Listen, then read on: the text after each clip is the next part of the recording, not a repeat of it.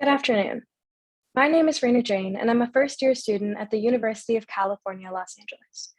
I've spent the past year studying neuroscience, with a distinct focus recently on how neuroscience interacts with the law.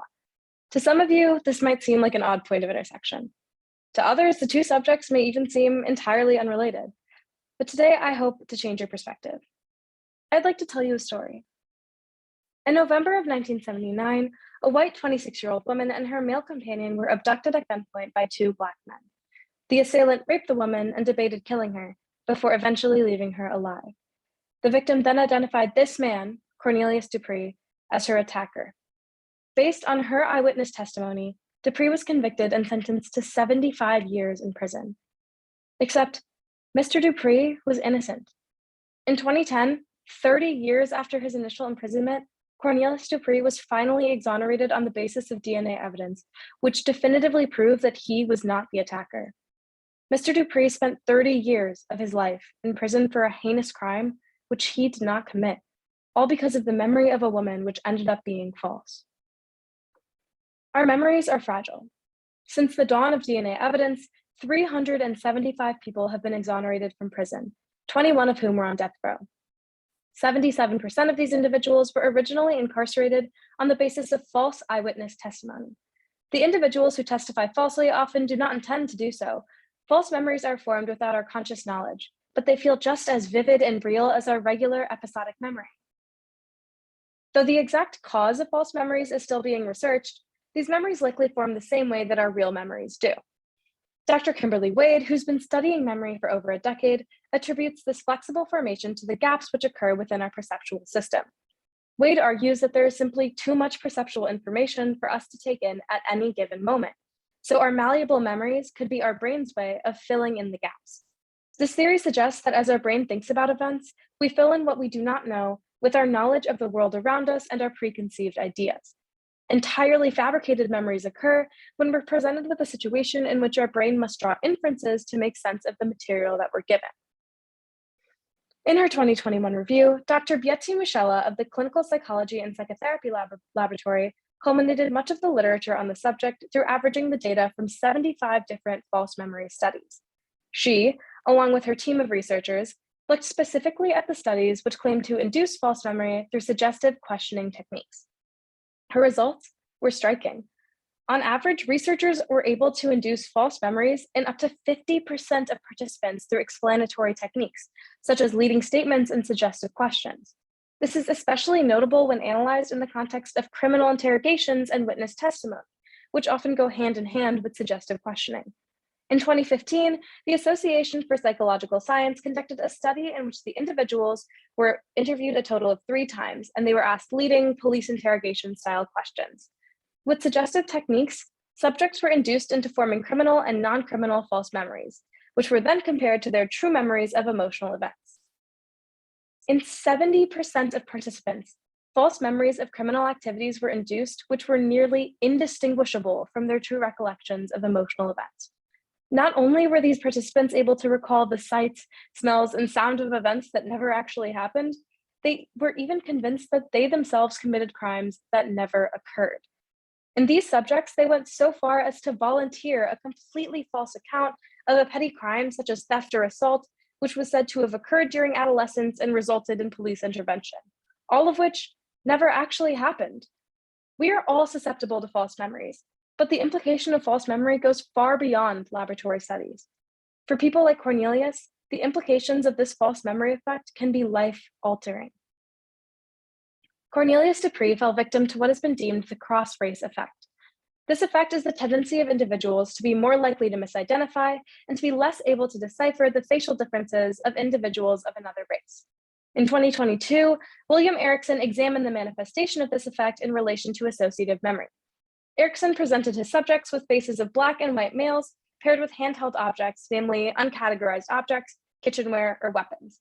These subjects were later tested on their recollection of faces, objects, and facial object pairings.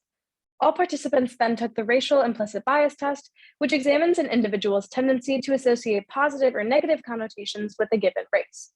Erickson found that the predominantly white subjects showed a far greater ability to recall faces of their own race, which has been deemed the own race bias. Additionally, Older white subjects were found to have a more negative implicit association to Black faces, which led to an increase in, quote, explicit associative memory false alarm rates among these individuals. What this means is that the subject's own implicit biases against Black faces fully manifested in their false recollection and their misidentification of Black faces as the ones associated with weapons. Because of the implicit biases present in many, as well as the power of the cross-race effect, Black individuals, and in particular Black men, are at a disproportionately higher risk of falling victim to being falsely remembered or misidentified as the perpetrator of a crime which they did not commit. Black individuals are already at a higher risk for misidentification and false eyewitness testimony, but within this population, there is a subgroup of individuals who have features that are stereotypically associated with Black men, namely darker skin, as well as wider nose bridges and wider lips. In 2017, Heather Kleider-Offutt studied the racial bias associated with stereotypical Black male features. Offutt examined subjects' association between this subgroup of individuals with stereotypically Black features and criminality. In her experiment, Offutt asked participants to rate the facial stereotypicality of 115 Black men, all of whom were wrongfully convicted and then later exonerated by the Innocence Project. Of these 115 exonerates, 97 of them were wrongfully convicted on the basis of false eyewitness recollection and testimony. Offutt found that the participants who rated the men who were wrongfully incarcerated on the basis of false eyewitness testimony as having significantly more stereotypically Black features than those who were exonerated for other reasons. The impact of this is indescribable. This research shows that not only are Black men disproportionately targeted in the criminal justice system, but individuals have been proven to associate Black features themselves with criminality. Think back to the story of Cornelius Dupree. He was identified out of a police lineup. The victim had filled in the gaps in her mind. She truly believed that Mr. Dupree was her attacker. But Mr. Dupree, by the virtue of the color of his skin and the shape of his facial features, was labeled as a criminal, all for a crime that he would never even think about committing. False eyewitness testimony has tangible impacts for many, and unfortunately, it happens far more often than most people believe. Even in cases aside from the criminal justice system, eyewitness identification has proven to be highly unreliable. John Paul Wilson, in his 2013 research of the reliability of eyewitness testimony, found that when store clerks were asked to identify customers who they had seen in their store 2 hours prior, they had an accuracy rating of a dismal 34%. Paradoxically, Wilson also found that when surveyed, prosecutors reported that they believed that a shocking 90 to 95% of the eyewitness testimony which they found in their work were likely to be correct. Prosecutors and jurors alike have a tendency to believe witnesses. But when this tendency is combined with the common implicit negative bias against Black males and the explicit association of Black individuals with criminality, the implications on the criminal justice system become truly devastating. Here is where we come in. We have the opportunity to help solve this issue, to make it so that individuals like Cornelius Dupree do not have to be forever viewed as nothing more than the color of their skin. Dr. Jennifer Eberhardt of Stanford University argues that although everyone has implicit biases, they're entirely changeable. Eberhardt argues that we as humans have a tendency to sort things, and because of this, we also tend to sort humans by easily identifiable features. With the categories that we make come feelings and beliefs about these categories. This, Eberhardt argues, is bias. However, the best way that Eberhardt believes that we can fight against this is through simply slowing down our thoughts.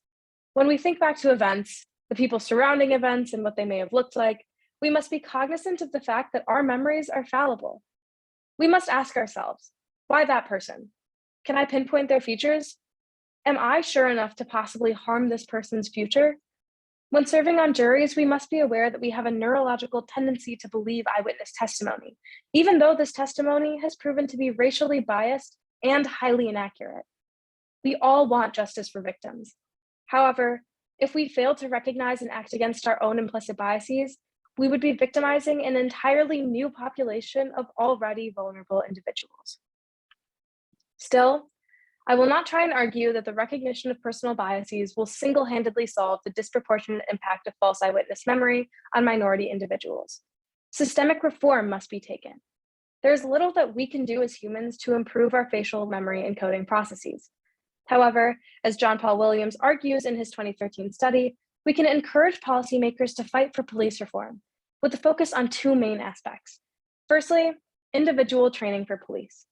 Police should be trained on identifying and understanding the features of cross-racial faces so as to minimize the cross-race effect, which occurs directly within law enforcement. Additionally, police officers should be mandated to inform all possible eyewitnesses of the impact of the cross-race effect. These officers should ask other race eyewitnesses to be able to identify what discriminates the cross-race face from other faces. Secondly, we should lobby for the unbiased construction of police lineups. One of the easiest ways to minimize the cross-race effect in police lineups is through the mandatory construction of only same-race police lineups. This would minimize the chances that individuals choose an assailant based solely on their race, and it would force individuals to actively stop and think about what facial features discriminate one individual from another, regardless of race. However, neither of these tactics can relieve the effects of implicit biases as a whole, especially in the case of men with stereotypically Black facial features. This brings me to my third and final suggestion. We must educate all citizens, especially those serving on juries, of the unreliability of eyewitness testimony. Juries in particular should be thoroughly briefed on the frequency of wrongful incarcerations on the basis of false eyewitness testimony, the vulnerability of memories to falsification, especially through police questioning, and the hugely disproportionate impact of the cross-race effect on people of color. In doing so, we can begin to fight against the centuries of injustice which minority individuals have been made to face. Our actions may seem inconsequential. Lobbying for politicians who support police and testimony reform, or working to understand our own implicit biases, even if we support the causes in doing so, can often feel like tasks which have little impact. When you feel like that, which I know that some of you may, I ask you to do one thing. I ask you to remember Cornelius Dupree. He spent 30 years fighting for his innocence. It takes a matter of seconds to stop and think about our biases and how they may be impacting our memory of people and events. Though policy reform may seem daunting, remember that Dupree and hundreds of individuals like him fought for this reform behind bars and continue to fight today. Minority individuals are not given a choice in how they're perceived. Yet, with our newfound understanding of memory and facial recognition, we can all make the choice to educate ourselves on the low reliability of eyewitness testimony and then to actively fight for reform. You have all taken that first step. On behalf of Cornelius Dupree, the 375 exonerated individuals victimized by false memory, and every other minority individual who has been profiled because of the color of their skin, I ask that you continue to learn, and most importantly, that you continue to fight. Thank you.